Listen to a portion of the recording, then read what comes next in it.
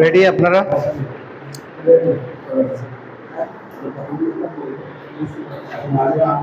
আসে না এখনো?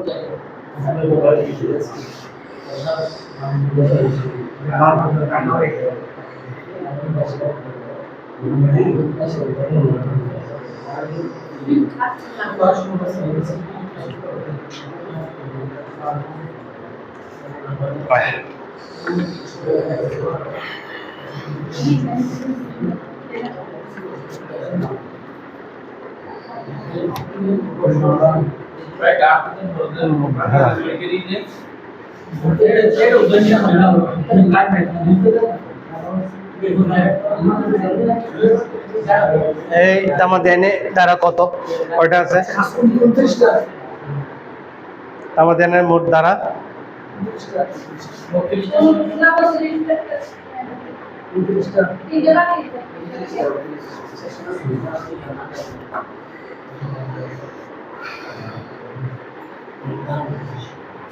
এটা কত সালের আইন?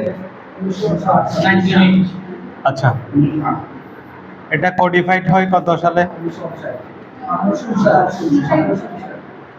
সিআরপিসিও কোডিফাইড হয় 1859 সালে। এখানে তফসিল আছে, তফসিল আছে একটি। তফসিলে অনুচ্ছেদ কয়টা আছে?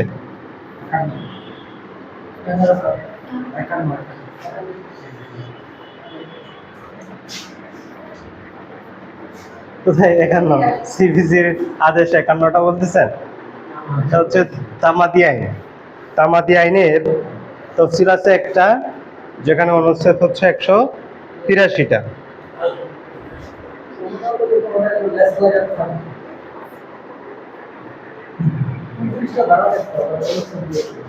এক থেকে 149, 150 থেকে 156, 157 থেকে 183, এই অনুচ্ছেদগুলো 1 থেকে 149-এর মধ্যে আছে হলো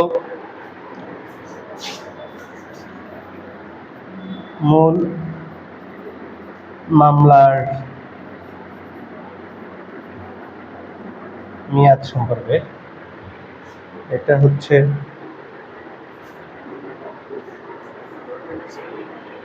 আপিলের মেয়াদ সম্পর্কে।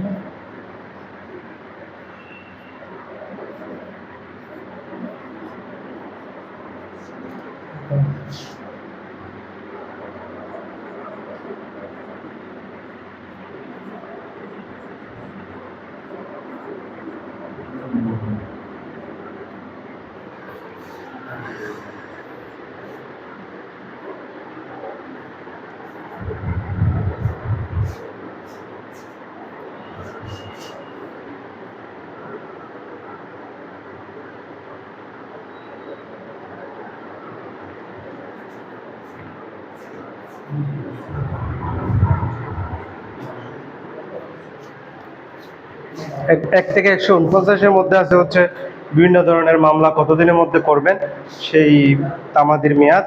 আপিলের মেয়াদ 150 থেকে 156, 158 থেকে 183। এটা এখানে হচ্ছে বিভিন্ন ধরনের দরখাস্ত কতদিনের মধ্যে করতে হবে সেগুলো।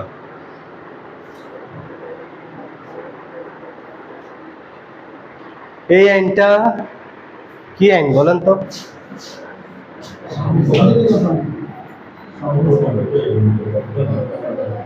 পদ্ধতিগত আইন।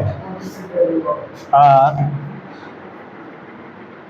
এই তামাদির যে প্রশ্নটা, তামাদি নিয়ে যে প্রশ্ন হয়, এই প্রশ্নটা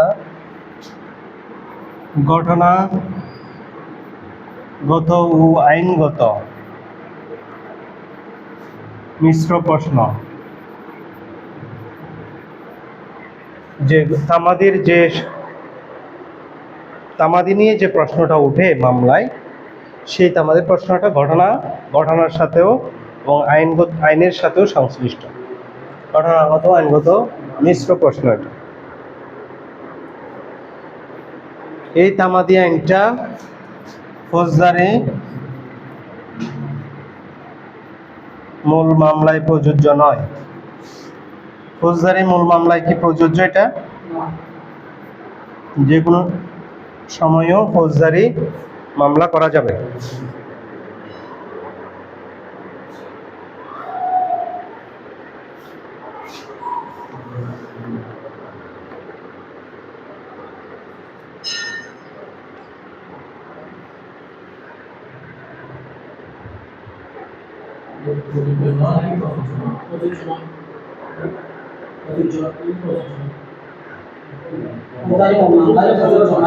প্রযোজ্য নয়।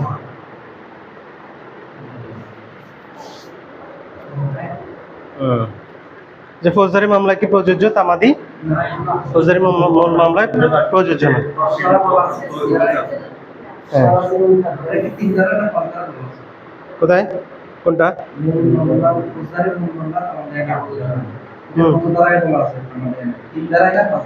না, 3 ধারায়ও নাই, 5 ধারায়ও নাই। সাধারণত এই আইনটার অ্যাপ্লিকেবিলিটি কোথায়? ফৌজদারি মামলা প্রযোজ্য। সেটা কোথায় দেখা যায়? সেটা বোঝা যাচ্ছে এই মূল মামলাগুলো দেওয়ানি মামলা, এগুলো দেওয়ানি, এগুলো দেওয়ানি। ফৌজদারি মামলার আপিলের ক্ষেত্রে এবং কিছু দরখাস্তের ক্ষেত্রে এটা প্রযোজ্য, কয়েকটা স্পেসিফিক কয়েকটা মামলার ক্ষেত্রে প্রযোজ্য। সাধারণত মূল মামলায় এই তামাদি আইন প্রযোজ্য না। সেই জন্যই বঙ্গবন্ধু হত্যা মামলা এতদিন পরেও, বঙ্গবন্ধু হত্যা মামলাটা করা গেছে এতদিন পরেও 1971 সালে যুদ্ধাপরাধ, বিভিন্ন ধরনের ফৌজদারি অপরাধের জন্য মামলা করা সম্ভব হয়েছে, কারণ এগুলোতে তামাদি আইন চলে।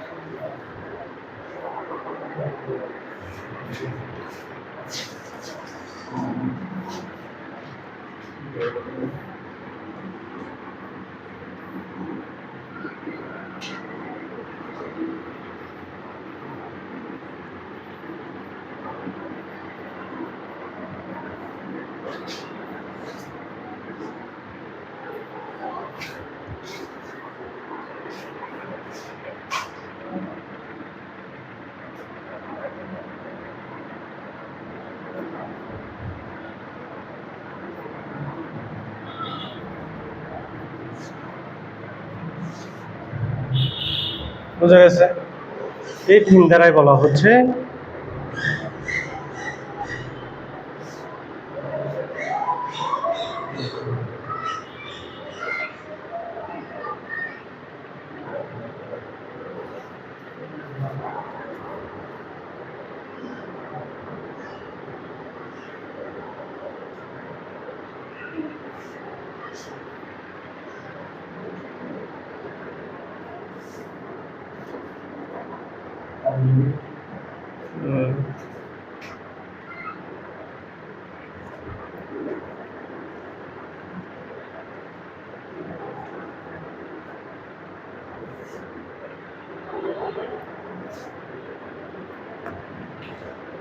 কালি, যে পরিমাণ কালি ঢুকাইছি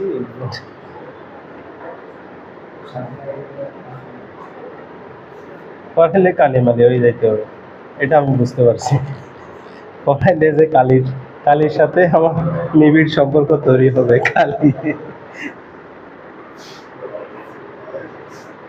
তাহলে এটাই মানে আইন, যে আইনের মূল থিমটা 3 ধারায় আছে। এই আইনে কি বলা হয়?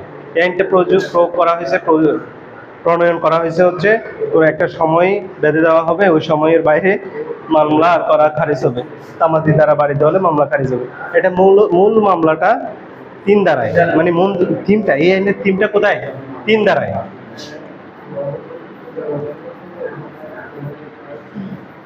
এই 3 ধারা হচ্ছে, 3 ধারার ব্যতিক্রমী প্রতিকার হচ্ছে তামাদির মওকুফ।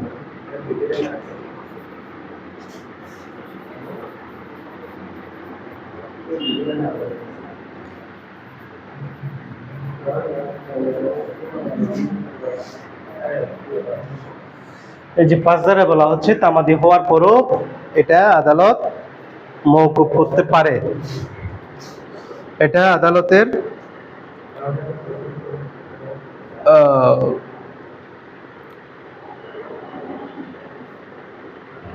বিবেচনামূলক ক্ষমতা হবে আর কি।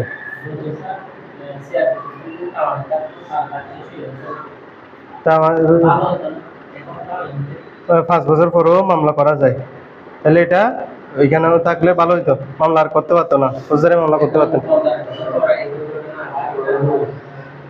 হ্যাঁ, ফৌজদারি ক্ষেত্রে দেওয়া হচ্ছে না, কারণ হচ্ছে ফৌজদারি ক্ষেত্রে যদি দিয়ে দেওয়া হয় তার প্রতি অন্যায় হবে, এটা সেই জন্য।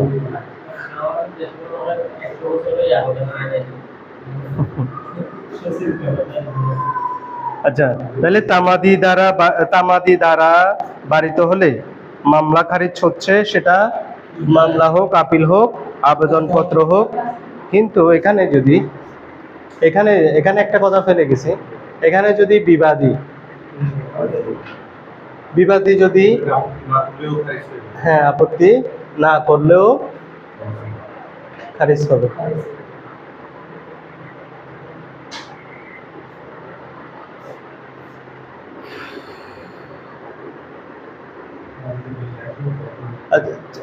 পাঁচ ধারা হচ্ছে বিলম্ব মওকুফ। আচ্ছা, 4 ধারাটা আমি ফেলে গেছি। হ্যাঁ, 4 ধারাই হচ্ছে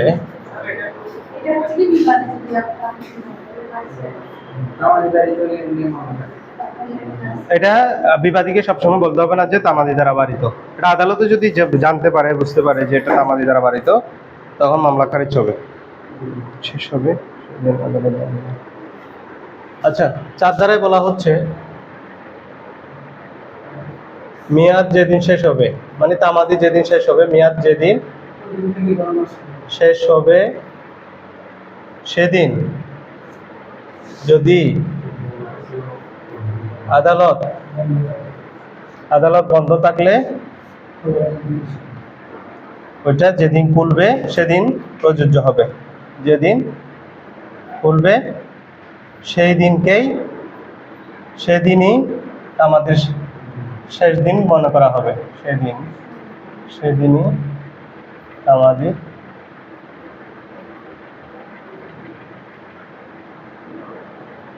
গণ্য হবে। ধরেন আজকে কত তারিখ? আজকে 22 তারিখ। তাহলে আজকে তামাদি শেষ হয়ে গেল। আজকে কত? 5 মাস। আজকে কি তামাদির মেয়াদ 1 বছর পূর্ণ হলো। তাহলে এটা কয় তারিখ প্রযোজ্য হবে? এটা 23 তারিখ। এই দিনই এটা শেষ দিন গণ্য হবে।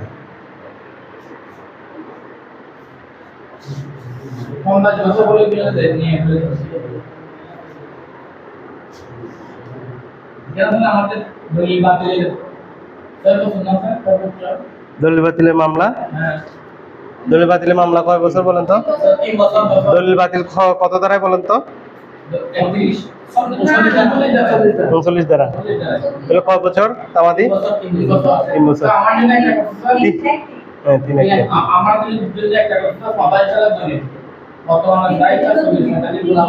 হ্যাঁ, ওটা হচ্ছে যে জানার 1 বছরের পর, 3 বছরের মধ্যে।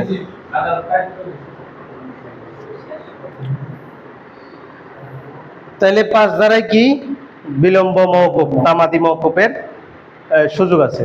আদালত চাইলে তামাদি মওকুফ করতে পারবে, এখানে সময় বৃদ্ধি করতে পারবে,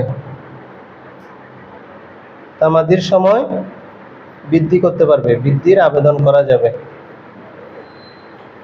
এই ধারায় তামাদির সময় আজকে শেষ হচ্ছে, আমি আরো 1 মাস বাড়াই নিতে পারবো, আদালত যদি আমাকে দেয় আর কি, সময় বৃদ্ধির আবেদন করলে এটা দিতে পারে।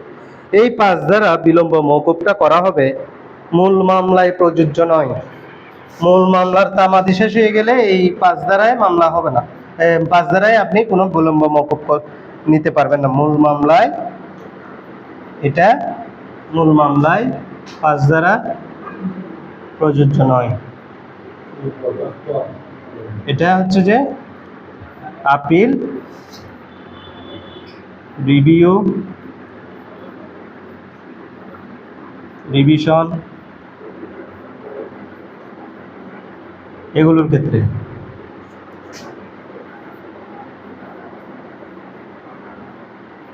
সব ক্ষেত্রেই প্রযোজ্য হবে।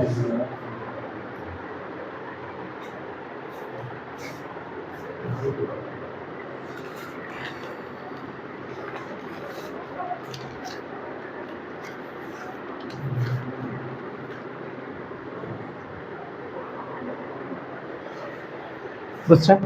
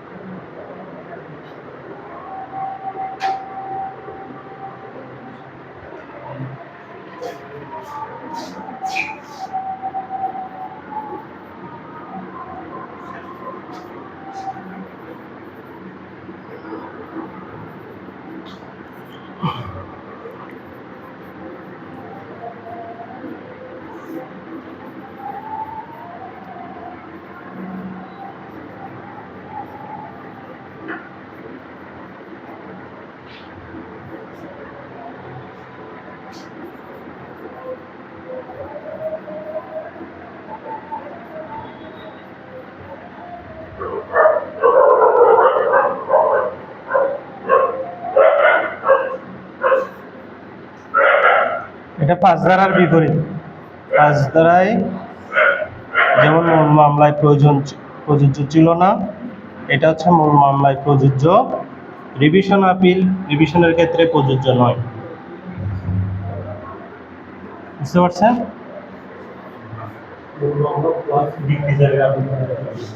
হ্যাঁ, এখানে প্রযোজ্য হবে। এই অজুহাতটা এই আইনগত অপরাধতার কারণে তামাদি হবে না, সেটা মূল মামলা ডিক্রি জারির আবেদনে প্রযোজ্য, আপিল রিভিউ রিভিশনে প্রযোজ্য নয়। যেমন আমার ধরেন 6 মাসের মধ্যে কি করতে হবে, আপিল করতে হবে, এইগুলোর অজুহাতে আমি এটাকে কি করতে পারবো না, মানে ডিফেন্স করতে পারবো না, এটা চলবে। এই মূল মামলা বা বিভিন্ন ডিক্রি জারির আবেদনে এই 3টা অজুহাতে আমি তামাদি হলেও মামলা করতে পারবো। নাবালক হওয়ার কারণে, উন্মাদ হওয়ার কারণে, জড়বুদ্ধি সম্পন্ন হওয়ার কারণে, এগুলো যেদিন শেষ হবে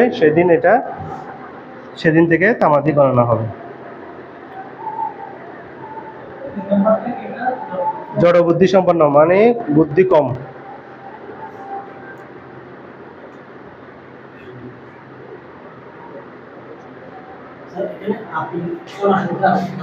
কথার কথা 6 মাসে আপিল করতে, এটা 6 মাসেই 6 মাস করে এটা অ্যাপ্লিকেবল হবে। কারণ আপিল রিভিউ রিভিশনে এই 3টা অজুহাতে কি করা হয় না, এগুলো প্রয়োগ করা হয় না। শুধু মূল মামলা ডিক্রি জারির আবেদনে এইসব অপারগতাকে গণ্য ধরা হবে, কাউন্ট করা হবে 7 দ্বারা।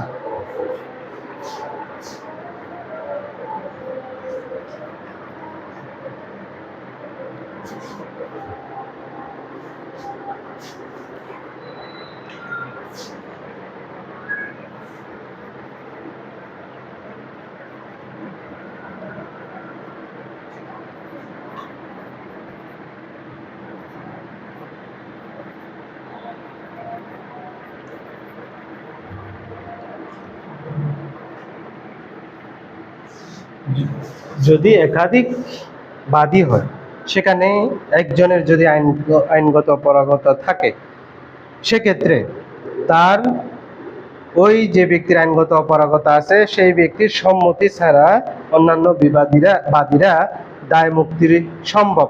তাহলে এই একজনের আইনগত অপারগতা অন্যান্য বাদীদের জন্য প্রযোজ্য হবে না। আর যদি তার আইনগত অপারগতা পরে তার সম্মতি ছাড়াই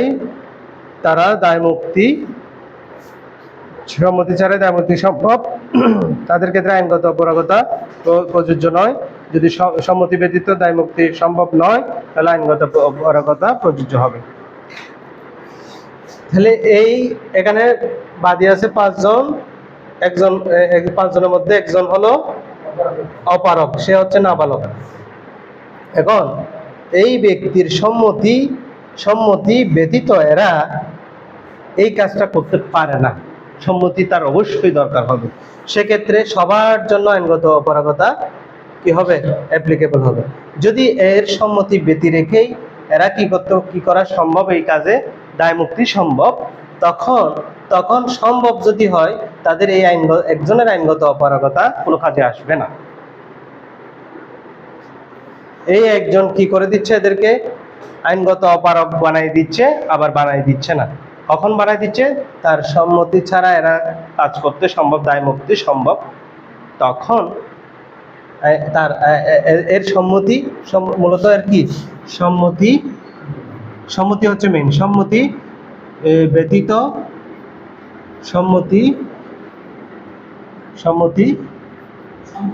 সম্মতিতে যদি এর সম্মতি ছাড়াই এরা কি করতে পারে, এর পক্ষে কাজ করতে পারে, সম্মতি লাগবে না তার, তখন এর আইনগত অপারগতা এদের জন্য প্রয়োগ হবে না।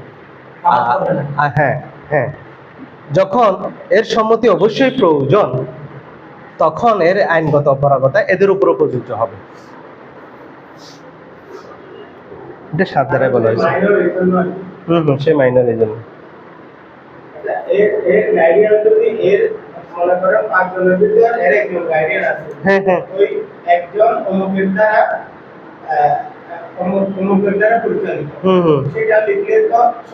গার্জিয়ান দ্বারা যদি তার এটা কভার হয়, তাহলে কারোর জন্য আইনগত অপারগতা কাজে আসবে না।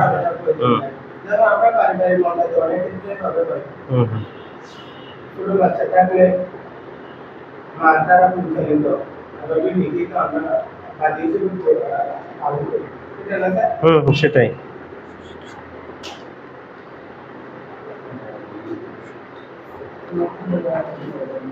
তাহলে এই আইনগত অপারগতা 8 দ্বারাই বলা হচ্ছে, এই আইনগত অপারগতা 8 দ্বারাই বলা হচ্ছে অগ্রক্রয়ের মামলায় প্রযোজ্য নয়।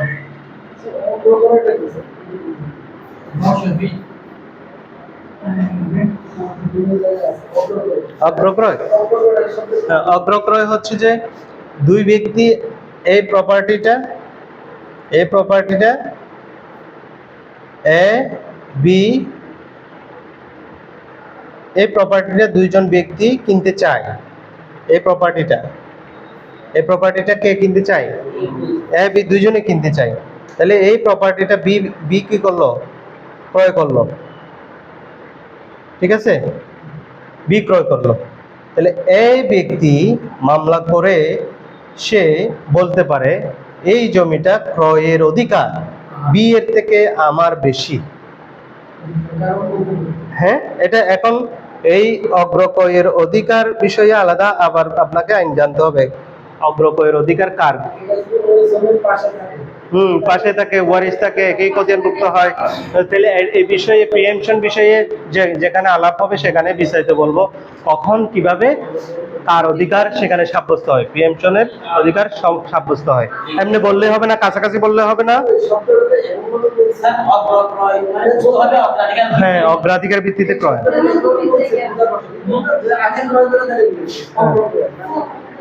আগে ক্রয় করার অধিকার। তার মানে এটা হচ্ছে এই ক্রয়ের মামলায় এটা প্রযোজ্য হবে না, এই আইনগত অপারগতা অগ্রপয়ের মামলায় প্রযোজ্য হবে না।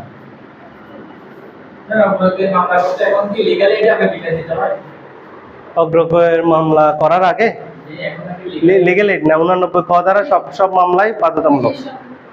এই 89 কটা পালন করার জন্য লিগ্যাল এইড পাঠাইতে পারে, এটাই হচ্ছে কথা।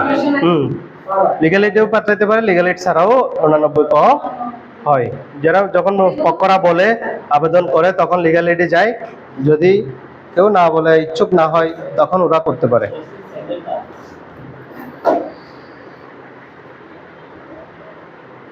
এখন এটা একটা বিষয় দেখেন, এটা 3 বছর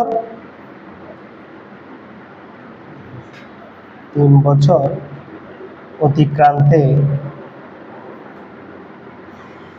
3 বছর অতিক্রান্তে তামাদি ও তামাদি যেটি আগে হয়।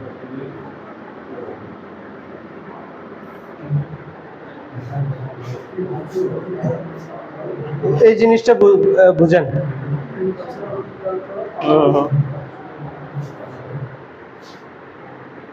যেটি কম হয়,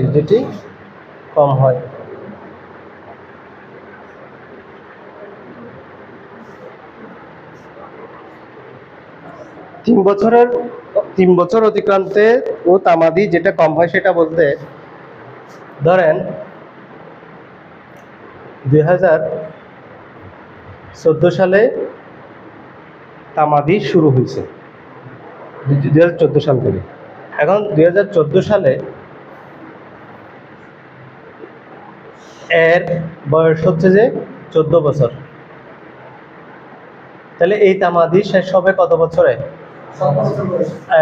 18 বছর বয়স হলে। তাহলে 4 যোগ করেন, 2018 সালে তামাদি গণনা শুরু হবে, এখন থেকে গণনা শুরু হবে। এখন বন্ধ আছে, ঠিক আছে? তাহলে বালক হওয়ার পরে গণনা শুরু হবে। এখন 18 থেকে এটা মূলত তামাদি, যদি কোনো মামলা তামাদি যদি 6 বছর হয়, কয় বছর? 6 বছর হয়, তাহলে 2018 থেকে 6 বছর যোগ হয়ে 2024 হবে না? এটা 2024 হবে না, এটা এখানে কাউন্ট হবে শুধুমাত্র 6 থেকে 3 বছর কাউন্ট হবে। তাহলে এটা মূলত হবে 2021 সালে শেষ হবে, তামাদি শেষ হবে 2021 সালে। কারণ সর্বোচ্চ হচ্ছে 3 বছর, সর্বোচ্চ হচ্ছে 3 বছর। যদি তামাদির মেয়াদ 3 বছরের থেকে বেশি হয় তাহলে শুধু ধরা হবে 3 বছর। আর যদি 3 বছরের থেকে কম হয়, 1 বছর হয়, 1 বছর যদি হয়, এটা 2014 সালে সে নাবালক ছিল, 18 সালে সে বালক হয়েছে, তাহলে তার তামাদি মেয়াদ শেষ হবে 2019 সালে। বুঝতে পারছেন? আর যদি 1 বছর 2 বছর হয় 2020 সালে, যদি 3 বছর হয় 2021 সালে, যদি 4 বছর হয় তখনও 2021, তখনও 2021। বুঝতে পারছেন? হ্যাঁ, 2021 সালে আমাদের শেষ হবে। যত বেশি হোক না কেন, এটা 3 বছরই কাউন্ট হবে, আর কম হলে কমটাই নেওয়া হবে।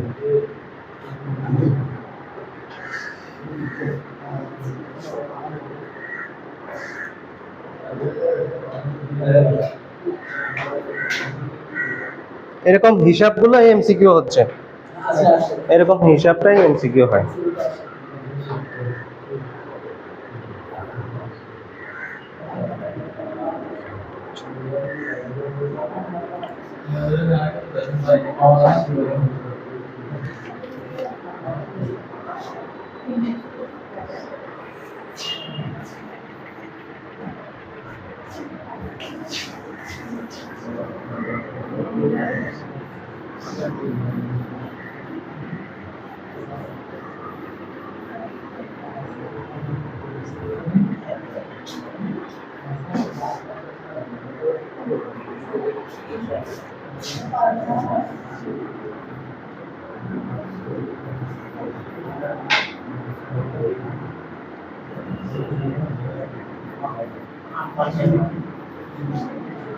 আরে যাইনি সম্বন্ধে বিরাম চলাম, একবার গণনা শুরু হবে।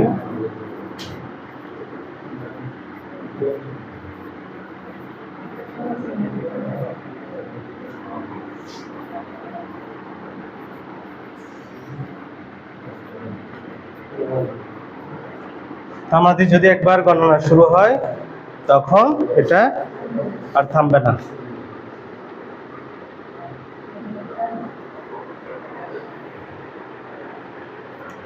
যেমন ধরেন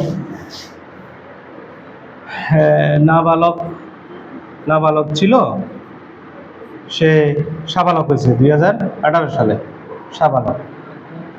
তখন এখন তামাদি শুরু হয়েছে, এখন আবার সাবালক হয়ে এসে এটা শুরু হয়ে 1 বছর চলছে, 2019 সাল হয়েছে। এখন আবার সে কি হয়েছে, সে উন্মাদ হয়েছে। উন্মাদ হলেও এটা চলতে থাকবে। এটা যদি তামাদি যদি 3 বছর হয় 2021 সালে শেষ হবে। ঠিক আছে, যদিও পরে আবার উন্মাদ হয়েছে, এখানে আর এটা আর থামবে না। গণনা 2019 সালে একবার শুরু হওয়ার পরে আর এটা অন্য কোনো যে কোনো কারণে এটা আর থামবে না, একবার শুরু হলেই এটা শেষ হবে।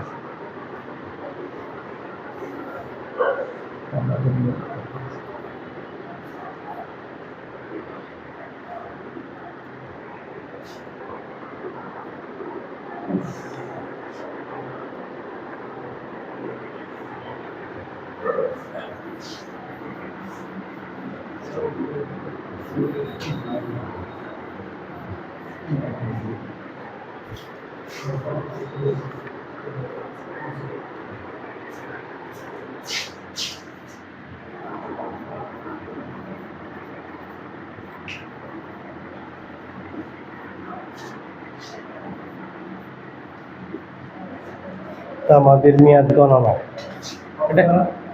এটা 12 দাঁড়ায়।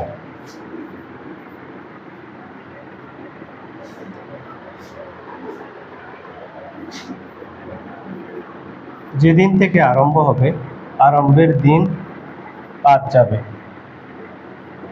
যেমন ধরেন 10 তারিখ 2005 থেকে শুরু হলো, এটা শুরু, এই দিনটা বাদ যাবে, শুরুর দিনটা বাদ যাবে।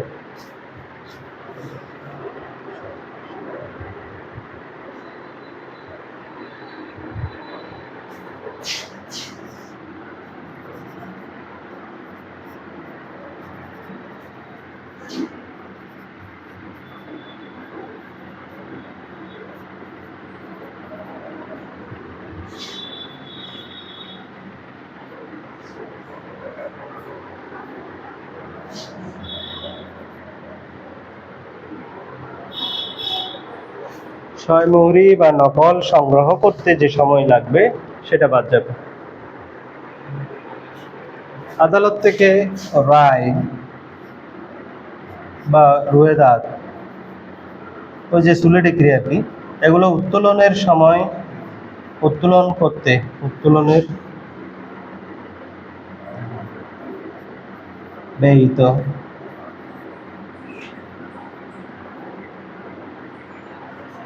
সময় বাদ যাবে।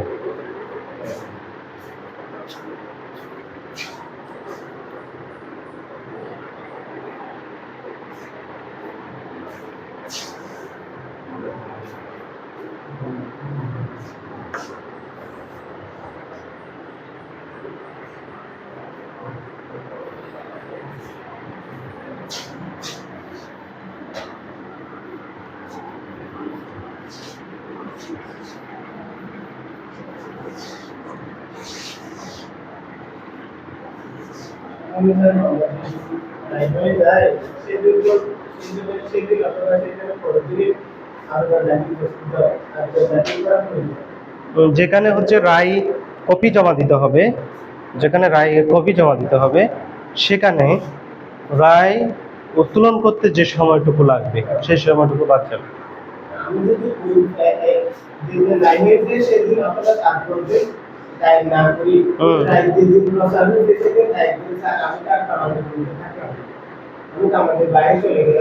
তামাদি কতদিন? আমি আদালত বরাবর আবেদন করছি যে কি আবেদন করছেন? হয়ে গেছে, এই জিনিস আমার প্রয়োজন, এটা আমার পক্ষে আসুক অথবা বিপক্ষে আসুক, বিপক্ষে কিন্তু আমার আপিলে যেতে হবে। তাহলে আমি যদি অনেক সময় দেখা যায় দশে 3 মাস পরে 2 মাস পরে নানা ব্যস্ততার কারণে উনাকে অনেক টাইম প্রচার করতে হয়, যার ফলে 2 মাস পরে রায় দিয়ে দিল। আমি রায়ের পরবর্তীতে জানলাম আমি যদি 2 মাস পরে আবেদন দাখিল করি, কি আবেদন করবেন? একটা আপিলের আবেদন, আপিলের আবেদন। সব মিলিয়ে আপিলের আবেদন। হ্যাঁ, হ্যাঁ। আবেদন সব মিলিয়ে করলো। হ্যাঁ, হ্যাঁ। তাহলে স্যার এই 2 মাস আপনি যদি রায়ের বিরুদ্ধে আপিল করতে যান, আপিল করতে যাই, ওই রায় উত্তোলন করতে যে সময়টুকু লাগে এই সময়টুকু আপনার তামাদির সময়ের মধ্যে থেকে বাদ যাবে। আমি বলি, বাদ তো স্যার তখন যাবো। এখানে একটা থেকে যাবে আমি নকলের একটা আবেদন আজকে রায় হয়ে গেল। জি। আবার আবেদন করে দেওয়া লাগবে যে হ্যাঁ, হ্যাঁ। এটা পক্ষে রায় উত্তোলনের জন্য আপনি আবেদন করেন, সমস্যা নেই। যদি আমি 2 মাস পরে আবেদন করি, না, ওইটা আপনি যে কোনো সময় করেন, সমস্যা নাই। না, রায়ের উত্তোলনের সাথে তো রায়ের কপি উত্তোলনের যে আবেদন সেটার সাথে তো আমাদের কোনো সম্পর্ক নাই। না, তামাদি রায় উত্তোলন করার জন্য কি তামাদি দিছে? হ্যাঁ, রায়ের কপি সংগ্রহ করার জন্য যে তামাদি, রায়ের কপি সংগ্রহে তামাদি কতদিন? 1 মাসের মধ্যে তো আমাদের রায়ের কপি সংগ্রহ করতে হবে। এটা কোন দিন থেকে শুরু হবে? আপনি যদি দরখাস্ত দিবেন, আজকে রায় দিতে স্যার আপনার কাগজ কপি দরখাস্ত দাখিল করি তখন 1 মাস থেকে 1 দিন বাদ হবে স্যার। হ্যাঁ, তাহলে 1 মাস পরে গিয়ে যদি রায়ের 1 মাস পরে আবেদন দিই তখন আপনি না পাওয়ার পর আমি আসতে পারবো না। আমি এটাতে আপিল করার সময় পাচ্ছেন না, কিন্তু রায়ের কপি তো আপনি তুলতে পারবেন। তখন আমি আর মামলা করতে পারবো না। এটা টেকনিক্যাল বিষয়, ওইটার সাথে তো তামাদি নাই। আপনি রায়ের কপি যখন তখন তুলতে পারেন, আমি 10 বছর বাদে তুলতে পারেন। এটা আমি যদি আপিল রিভিউ রিভিশনে যাই, হ্যাঁ, তাহলে আমি একটু বুঝাতে চাচ্ছি স্যার, আগে করা উচিত, আগে করতে পারেন। ওই যে আমাদের একটা সময় হচ্ছে স্যার এই জন্য আমি একটা এরকম একটা সিচুয়েশনে পড়ে গেছি। এই রায়টা আমার বিপক্ষে চলে গেল। যখন উন্নত রায় এবং ডিগ্রি প্রচার হলো, আমি দেখে তারপরে দিন আবেদন করলাম। যেমন আমি লয়ার সাহেবের কাছে গেলাম, তিনি বলল আপনার এই মামলা আপিল হবে না। কেন? আমাদের পড়ে গেছে। আপনি যেদিন রায় আদালত প্রচার করে গেছে সেই দিন অথবা তারপর দিন যদি আপনি আদালতে পিটিশন নকলের জন্য আবেদন দাখিল করতেন, তাহলে আপনার গণনাটা তারপর থেকে শুরু হবে। রাইট। আদালত আমাকে তাহলে এই জন্য তো আপনি তো আবেদন করতে দেরি করছেন। হ্যাঁ, সেটা আমি বলছি। তাহলে ওই যে রায় উত্তোলন করতে যে সময় লাগবে সেই সময়টুকু না বাদ যাবে। আপনি তো রায় উত্তোলন করার জন্য 1 মাস যে ওয়েট করছিলেন, এটা তো ধরা হবে। হ্যাঁ, আপনি 1 মাস পরে আবেদন করতেছেন রায়ের কপি সংগ্রহের জন্য। অনেক সময় বিচারক 3 মাস 4 মাস 6 মাস আগে 1 বছর পর রায় প্রচার হয়েছে আজকে কত? রায় প্রচারের ডেট স্যার ওই যেদিন রায় প্রচার হয়েছে সেই দিন ডেট ঠিক রাখে। এই যে 22 তারিখ, ঠিক আছে? তাইলে এখন আপনি এটা হচ্ছে আপনি কি করবেন? 1 মাসের মধ্যে আপিল করবেন, ঠিক আছে?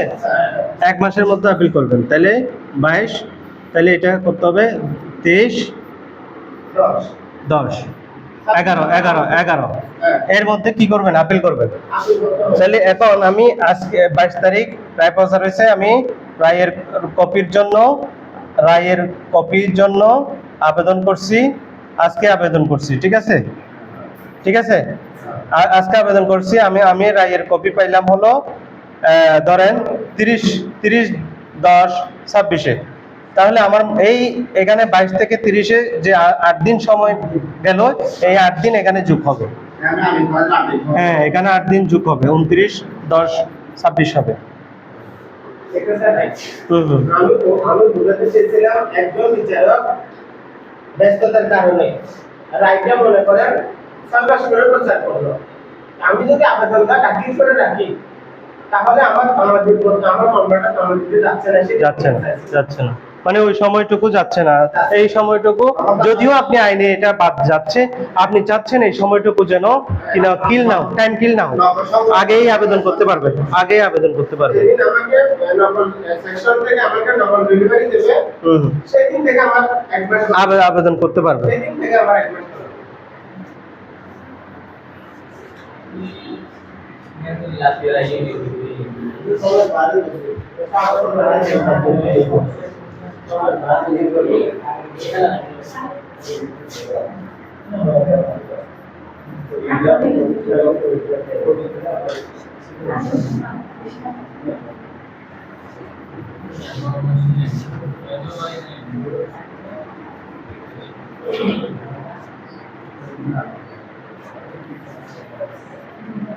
যদি এখতিয়ারবিহীন আদালতে মামলা করেন, সেখানে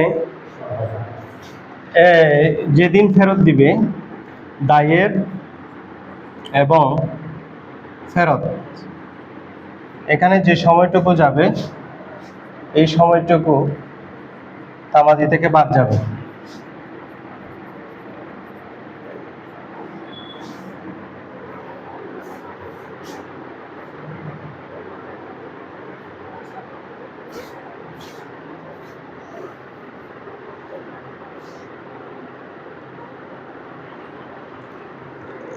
এটা বুঝছেন? এখতিয়ারবিহীন আদালতে যদি মামলা দায়ের করেন, সেখানে ধরেন 5 দিন পরে আপনার আর যেটা ফেরত দিল, এই 5 দিন কিন্তু তামাদির মেয়াদ থেকে গণনার মধ্যে এটা ধরা হবে না, ওটা বাদ যাবে। কারণ ওখানে একটা সময় নষ্ট হয়েছে ওইটা। সৃষ্টি হওয়ার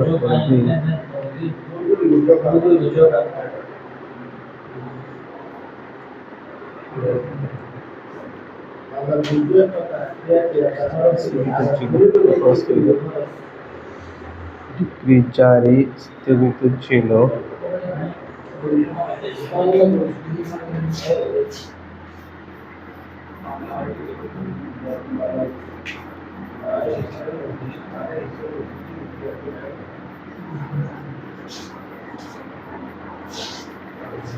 ডিক্রি জারির জন্য যদি কোনো স্থগিত আদেশ দেওয়া হয়, যতটুকু স্থগিত থাকবে এই সময়টুকু বাদ যাবে। এটা ফলো দ্বারা ডিক্রি জারির স্থগিতাদেশ স্থগিতকাল বাদ যাবে।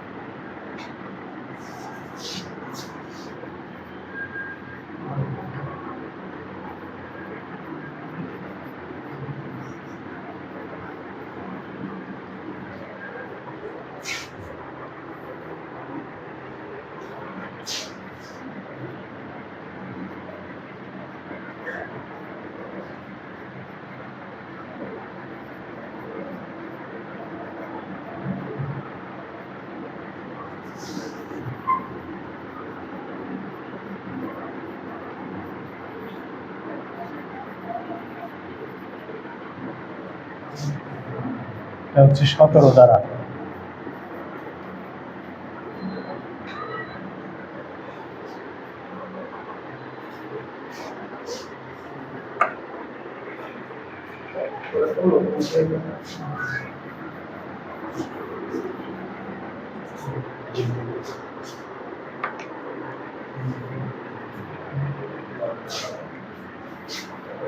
যেমন আমার মামলা করার অধিকার সৃষ্টি হবে 2030 সালে।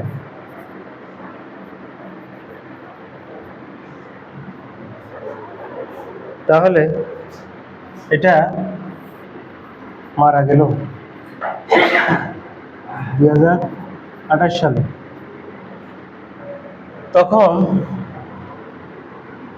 তখন এর প্রতিনিধির আইনানুগ প্রতিনিধির বয়স হচ্ছে যে 15 বছর, না ধরেন 5 বছর। তাহলে 2030 সালে অধিকার সৃষ্টি হতো, 2028 সালে মারা গেল। তাহলে মামলা করার যোগ্য হচ্ছে কত? 18 বছর হলে।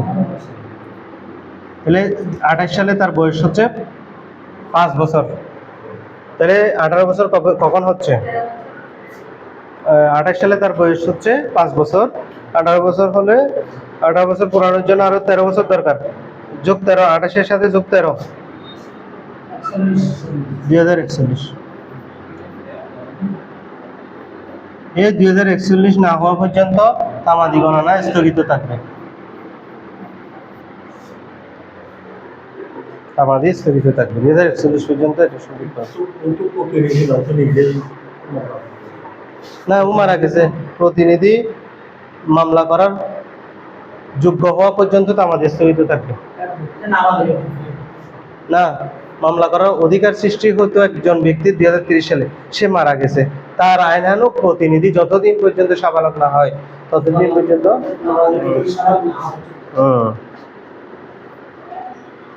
এটা অগ্রক্রয়ের মামলায় প্রযোজ্য নয়। এই 17 দ্বারা এটা অগ্রক্রয় প্রযোজ্য নহে। অগ্রক্রয় 2 SR অ্যাক্টের 9 ধারার মামলায় প্রযোজ্য না হয় বংশগত পদবিলাপ।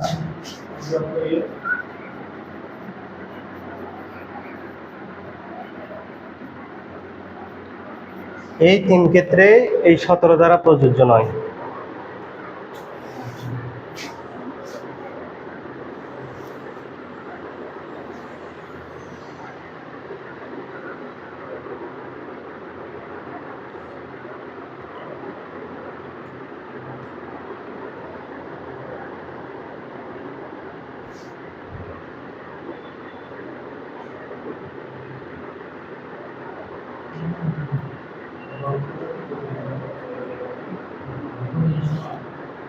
আচ্ছা, প্রতারণা তামাদি শুরু হয় প্রতারণা সম্পর্কে জানার পর থেকে। প্রতারণা তামাদি শুরু হয় প্রতারণা সম্পর্কে জ্ঞাত হওয়ার পর থেকে। বাদী বিবাদী সংযুক্তি বিষয়ে বলা হয়েছে 22 ধারায়। বাদী বিবাদীর সংযুক্তির বিষয়ে বলা হয়েছে 22 ধারায়। 16 ধারা বাদ অধিকার বন্ধু তামাদি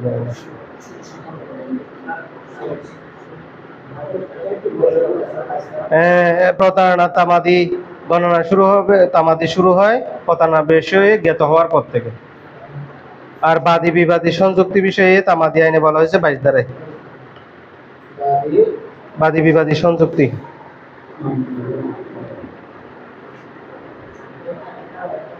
অবিরাম। আরেকটা হলো লিখিত প্রাপ্তি স্বীকার 19 ধারায়।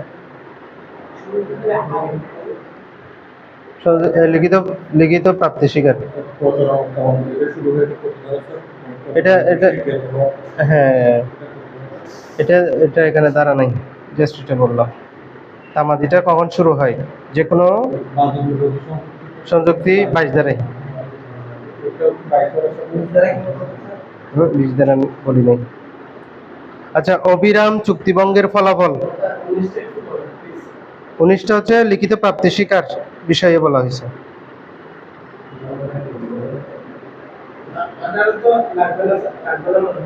18 আসে নাই। প্রাপ্তি স্বীকার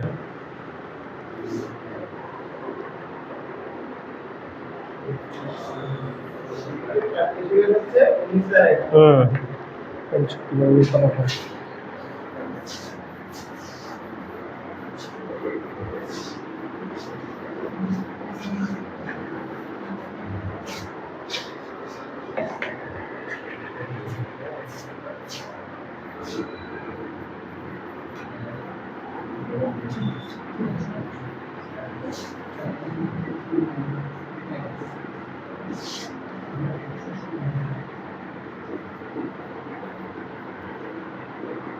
অবিরাম চুক্তি ভঙ্গ হলে প্রতিবার